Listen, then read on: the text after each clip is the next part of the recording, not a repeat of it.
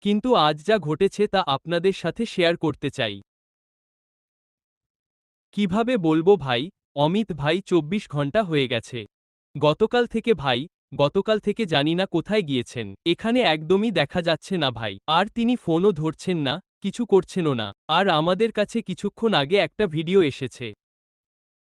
সেটা দেখে আমরা খুব দুঃখ পেয়েছি। বাকি সবাইও খুব দুঃখ পেয়েছে। জানি না তিনি কোথায় বসে আছেন। ভাই, সবাই এত চিন্তিত হয়ে আছে আর তার কারণ আমি বলবো। এখানে কেউ নেই। ভাই, এত বড় একটা ঘটনা ঘটে গেছে আর আমরা কিছুই জানি না ভাই। এখানেও তা আছে।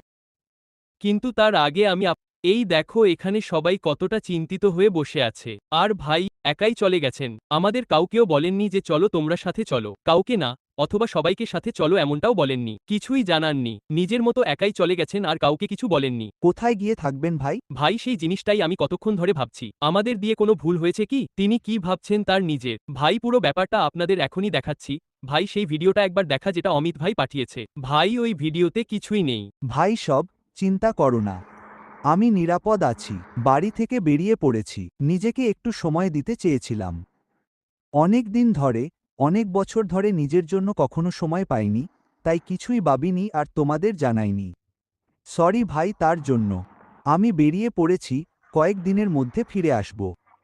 কেউ চিন্তা করো না, কেউ টেনশন করো না। আমাকে ফোন করো না, আমাকে কল করার চেষ্টা করো না।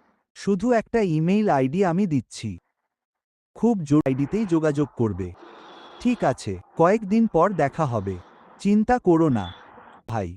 অমিত ভাই নিজেই বলছেন যে আমি কাউকে না বলেই এসেছি। আমরা মিথ্যা বলছি না ভাই, কাউকে না বলেই চলে গেছেন তিনি। এমনভাবে বলছে যে আমাকে যোগাযোগ করো না, এমনটা কেউ বলে নাকি? আমরা তো কখনো কাউকে এমন কথা বলিনি যে ভাই আমার সাথে কথা বলো না বা যোগাযোগ করো না। মানুষ এই কথাটা তখনই বলে যখন সে ভেতর থেকে খুব অস্থির থাকে। আমার মনে হয় ওনার ভেতর থেকে কোনো না কোনো সমস্যা বা কষ্ট হচ্ছে। অস্থির। আর এই হাসিটা দেখছেন, এই হাসিটা সেই হাসি নয়। ওর মুখে আমি কখনো এমন হাসি দেখিনি। দুঃখিত। মনে হচ্ছে যে খুব বেশি অস্থির বা কোনো কিছু নিয়ে একটু দুঃখিত। ভাই, আমি একদমই ভেবে পাচ্ছি না